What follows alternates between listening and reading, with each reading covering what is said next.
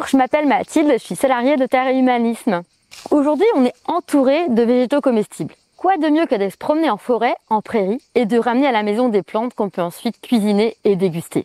En plus, beaucoup de plantes sont bonnes pour la santé. Mais attention, avant de s'improviser cueilleur de plantes sauvages, il faut savoir bien les identifier. Selon la période, le lieu, certaines peuvent devenir toxiques. Donc aujourd'hui, je vous ai sélectionné 3 plantes faciles à reconnaître et faciles à cuisiner. La première plante que je vous ai sélectionnée, c'est le plantain.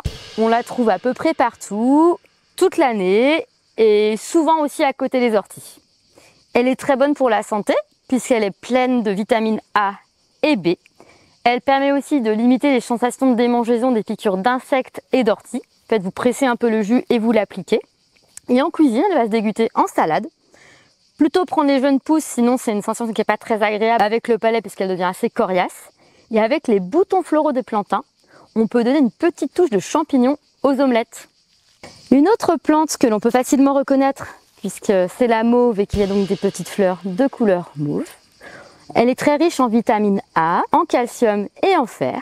On peut consommer ses feuilles en salade ou en soupe, comme des épinards. On peut aussi mettre la petite fleur mauve dans les salades pour donner une petite touche colorée. Et pour la petite anecdote, en Afrique du Nord, la mauve est vendue comme un légume. La dernière plante que je vous propose, c'est l'Achillée millefeuille, qu'on va trouver dans les friches, dans les prés. C'était une plante sacrée en Chine.